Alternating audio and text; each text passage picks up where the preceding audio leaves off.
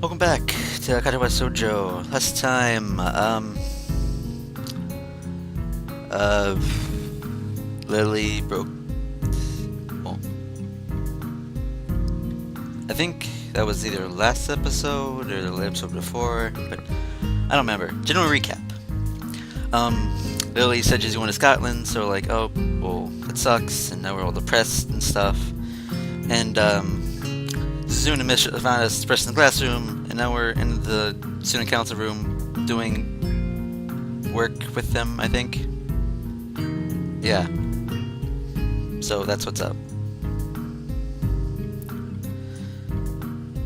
Misha, I'm not ready to do your voice. It's too early. Okay. What's out on the desk is that needs to be done. It needs to be digitally recorded, which is what the laptop is for. I'm guessing that I'll be the one doing this. The Chan says he saw you with computers in the library a few days ago, and that you seems really good with them. Good with computers? I can touch type, I guess, but that still seems like an overestimation of my skills. I was having homework. Wait, did you watching me do that? Or is he watching me do that? One must know other allies for they can know their enemies, of course. Well, that's pretty wise. For once, it's not very hard to work out who said what. Nevertheless, it doesn't seem worth fighting over. Sitting up here doing some typing hardly seems unercious. One douche. Big fancy word that I don't know. As far as tasks to help Mizuno and Misha go. Besides, it'll help take your mind off things. Take your mind off one things. His face goes blank. He tries to translate for Zune, although letters respond until he glances through his window after briefly signing. His face clearly turns to a smile as he translates back. She's confused, I guess, but Zune is harder to pin down. I was thinking you let your reins off exams, of course. Either way, maybe we'll get into it sooner rather than later. I'll go along with you. That's the spirit, Chan. That's fifth spreadsheet compiled and saved. Not time for next month's. A little bit of fussing around, I managed to get a bit more organized. Since grabbing his loose sheets, thankfully sorting into a neat pile next to me. Meanwhile, Misha's been handling the manual writing work. A girly pink pen raving his unmistakable mark on paper after paper. Looking myself in a rhythm, this wasn't so bad. The student Misha also seen the swing of things. One of these communicating as they go about their business with fever. I quickly penciled the sheet provide the laptop, which apparently lists student names, smashing addresses, is dutifully the data written on it. I don't pay attention to a lot of what I'm typing in, so I reach about midway down the page. Hakamachi Class 3-3, huh. Apparently I was in Saitama? Okay. My curiosity is really updated when three light taps can be heard lapping on the door. This way comes over to check who it is, shaking the student's shoulder on the way past, letting her companion what's happening. Ah, you're here! Who is it? There's a slight pause in the student's data and a file along with all the others. Look at the check her out the door. Oh. It's Lily. I do make curious nod the mission and greetings. She perks right up in a trademark manner. Is that a sow? She's pretty darn good at working out my voice from the smaller phrases nowadays. Yeah, that's me. Hey. And it's just slightly awkward as she bows. You guys don't know quite how intimate we should be around each other, given that she's leaving in just a matter of hours. The fact that, thankfully, neither of Louise, Nisha, or the hard-working Zune pick up on. So, you got work to do as well? Unfortunately, I read as soon as I could. My class told me it was a surprise throw party. I had to get changed. That's the end of the laptop's clock. It's pretty much the end of lunchtime, so I guess I only managed to wrangle the last period off as well. Take the students here as well. Of course. I've been here during all lunchtime as well. This comment was really not needed. She's bidding another argument, I can feel it. So I can make hard working as used to soon. I'll endeavor to hire more lackeys to do my work in the future, I assure you. Ladies took the bait, escalating things further. Weren't you the one who always starts visiting your work to your classmates? The difference is that they choose to help, unlike you're trying to grip on your own class. Tyranny works. You may do things different, but you still get the same results, right? This is school, not a police state. You have to remind me when you report in class Monarch. I'm afraid. You have to seize power. It sounds good if it's handed to you. But I guess you wouldn't understand that, right? You always have to remember when Monarchs are elected in positions. Late positive bristles at this. Zun's two combo forces down on defense. Yeah, for all your wanted power, you only get you cannot get one person to help you without forcing him. But Hisao volunteered. He's a hard worker. He's doing this instead of meaningless socialization, right? Is that so, Hisao? Oh, this is bad. I really end up between a rock and a hard place. But as much as it pained me to do this, there's at least a chance of stopping this argument here and now. It's okay, Lily. They didn't ask me to come along or anything. Lily is disproving Kermis, silently rating her strong feelings of displeasure in my general direction. She's quite scared when she wants to be, though. Thankfully, that isn't often.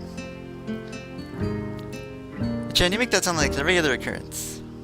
Isn't it? Seriously, you guys ask me for things every day.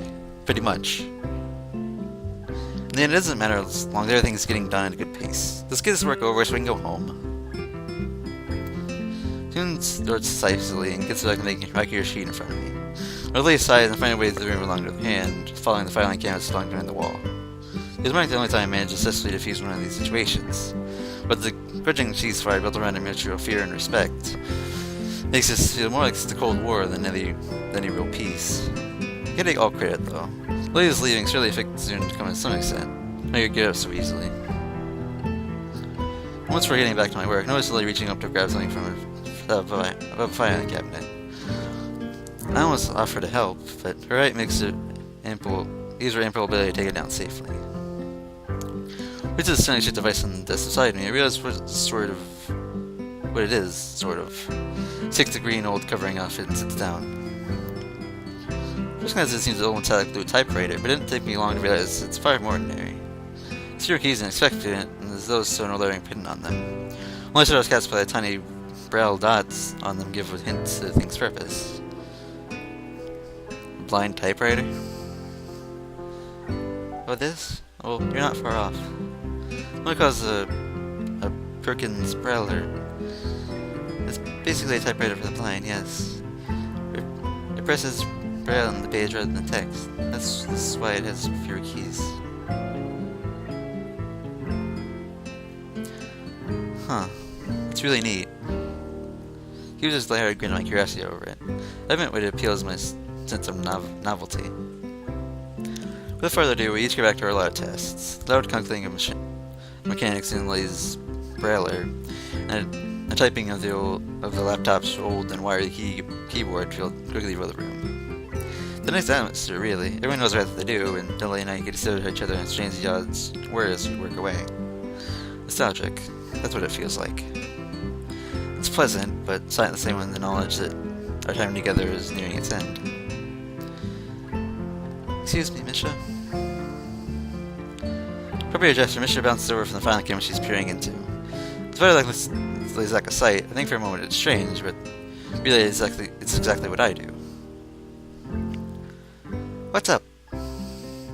Question where the attendance records for Class 3-2 are. I think they've been moved. Okie dokie. With that, she flitters off to Zune and is working on a table behind us. Lily's familiar with the student council room, the officially where she works, reminding me that she, Misha, and Zune all used to work together in the student council. They used to fitting in for her to stay in Yumaku, breaking away just like she used to. Surrounded by those she loves, and at least liked. I look up, taking out under Zune sorting through a drawer rather than Misha. She looks at a manila folder, entirely blank save for just visual dots on the front, and holds it in front of Lily. Lily then flits over to check what it is. Her feels filling it with the dots of braille confirming it's what she asked for.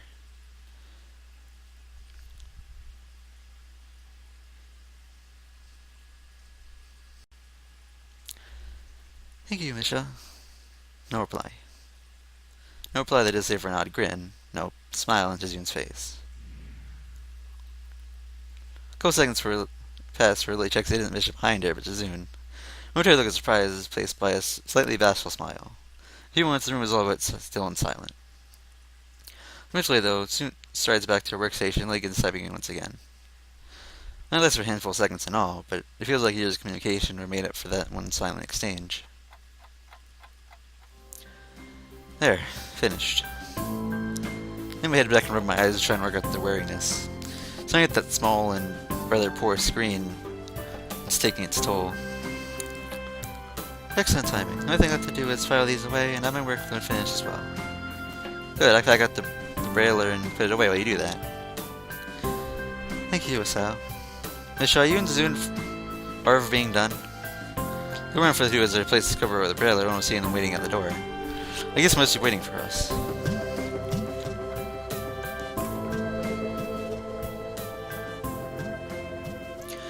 With a minimum waste of time, we file and pack up everything that remains and join them. Thanks for waiting, you two. We didn't stay out without you, Chan. You've been a great help. Soon nods approvingly, pleased with my efforts. I guess that's the last cluster representative work over and done with, then. That's right. I'll miss you, Lily. I think it was fun working with you. Thank you, Misha. It's been working with you and Sassoon. Sassoon thanks for a moment for refraining her response. Not that she often communicates without thinking, quite the opposite. This time it's even more considered more than usual. Misha looks a little surprised for passing on the message. Sassoon says, "You better do your over there better than you did here." Far taking offense, Lily giggles into her hand. That's the case. Please tell Sassoon to give those here a little more understanding in the future. Better until the last. Maybe Sassoon and Lily aren't so different after all. Shan says, "I'll be checking to make sure you live up to your end of the promise." That's how it'll be. Better be off then. Goodbye, Sassoon. Goodbye, Misha. Asao? Lily takes a straight on my arm in hers. Everybody knows if you're a cane, I'm here to guide her.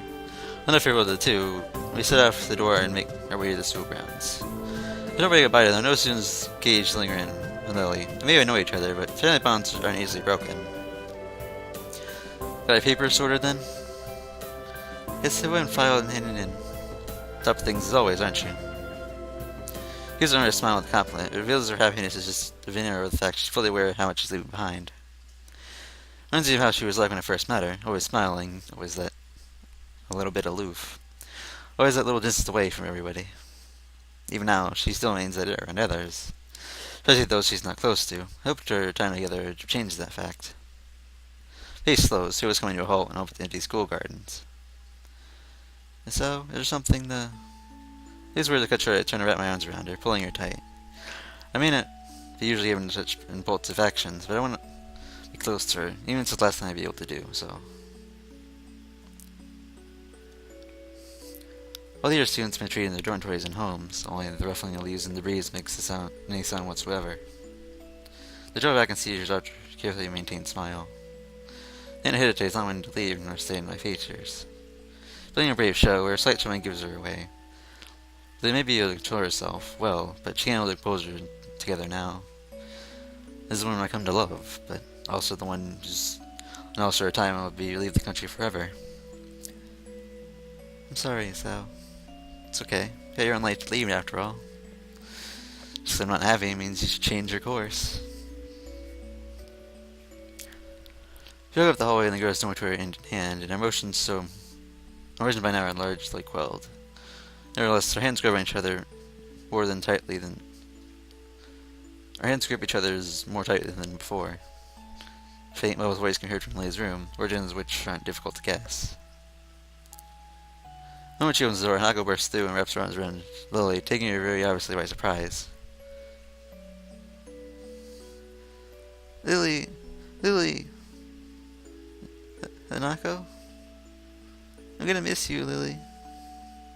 It's like she's on the verge of tears. Lily generally rubs Hanako's hair with her hand in response, and then pulls back and gives a warm, reassuring smile. Looking beyond Hanako, curiously getting up for the side of Lily's bed and scratching her head. Her eyes turned from Lily and Hanako to me, a stilted, weak smile hanging on her face. She returned a more genuinely happy look, but the result was probably the same. So everything set, and just get all back from killing Sassoon? Emma draws a amused hello from her sister. Is everything in order? And yes, I managed not to. You packed everything you need? Got the 2 bags right here. There's still some stuff at Nagamachi's home. I can pick that up while I wait for my evening's flight, though. Gives the 2 large traveling bags on the floor a hefty pat. Chloe came to help pack and make sure everything was ordered on Lily's end for going together with her. Lily, will you be okay over there? I'll be right, I assure you. I'll hear like me after me as well, and you know that she's reliable. But don't worry, Nako. I have your phone numbers after all, so we can stay in touch. Curious if I can send you things over here as well. You don't use me because you learn how to because you don't. They don't use me just because you won't learn how to use a computer. And they'll leave it with giggle briefly, mood lightening ever so little. It goes for you too, though, Asao. I promise that I call and text to you once I'm in Scotland. I know, I'm looking forward to it. We're going to be kind, but we both know that this is tantamount to breaking up. Neither says any illusions of how we really managed a long-distance relationship. With no word of prompting, Taurus can the long, solemn walk to the school gate. Numerous lamps sit around the Yaku grounds. You fail to do much more than provide much light in otherwise dense darkness. A car parked in the road just outside the school grounds comes into view. It's shining in black interior, reflecting the dimly lit lamps of Imaku. I go out in the cure in an effort to elevate a bit the heavy atmosphere. That your car? What kind is it? Don't know much cars, do you? It's a Lancer Evo. Solid and speedy. Well, thunders are common, my knowledge is off the mark. Never really taken interest in them. Gives a small sigh. It's been good. Pity you have to part with it tomorrow. Just like the summer house. Here's our last visit for a change hands. I'm back from a rather faulty time at small talk. I glance at Leah and Nako, following behind us. But by rights, Nako should be leading Lily, but it's rather differently the other way around as she clings tightly to Lily's arm. It's a depressing sight. So I guess this is it. Indeed. No time for everyone to say their farewells now. Nobody really wants to take the first step. It's as if the longer nobody speaks, the better chance of him seemingly not leaving. Lily, do you really have to go? I'm sorry, Nako. I'll be leaving forever, though. I can still call you. Asao will be here as well. Lily, you won't be leaving here forever. But you're leaving, and you're not coming back. For the foreseeable future, anyway. Because you can call someone doesn't mean you haven't left. I'm here, but me and Nako have kind of hit it off a little bit, but nothing more than that. I mean, we're friends and all, but with you gone, I don't know. You left for Scotland that one time, and she pretty much broke down and wasn't having a good time. And even though she has a newspaper club now, and she has other friends, but I don't know. It's not the same. It's not gonna be the same.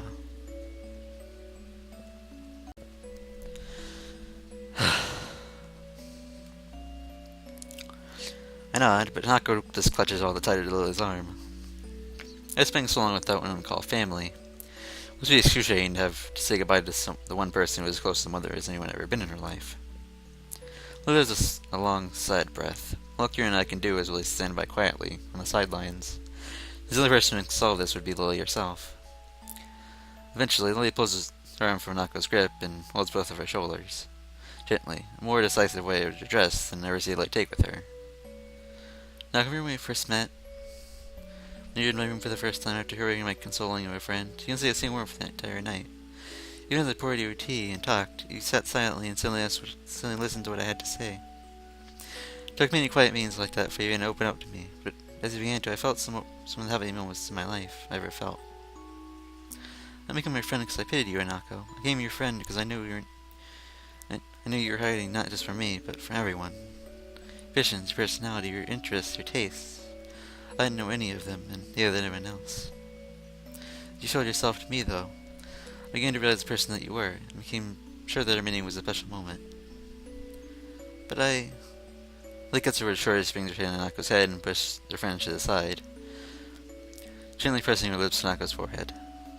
She pulls back, leaving Hanako all but speechless and eyes moist. Lily beams a wide smile. I believe you're a very beautiful person, Hanako. I'm certain that you will become a strong and confident woman. You're a very dear friend, and someone that I love very much. Just like Asao, I never forget you as long as I live. Maybe leaving, but you have your own life here to lead, just as I do. You have your own friends and hobbies, and your own hopes from graduation. I want you to devote yourself to them, and even after I'm not around anymore. That's why I think you'll be okay, because you're your own self, with your own life. You yourself proved that to me. Naga lowers his head in embarrassment, but not as he does so. I understand. I have to say goodbye. I have to go in your own way. But thank you, Lily, for everything. Thank you, Hanako. Will you be okay? A few seconds of silence before the answer comes. I will. Lily smiles and gently, at least partly in relief. That makes you very happy then. Goodbye. Goodbye, Lily. And farewell to you. And farewell to you as well, Asao. Goodbye. I'll miss you. What it's worth. Takes a moment for walking up to me.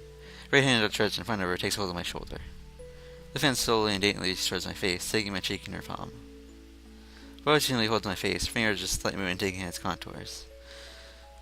Usually her hand would be warm when doing such a thing, but the night's air is giving her skin a cool edge.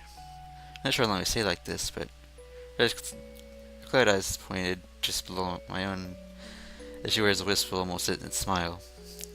Eventually, though, take her whole hand in mine.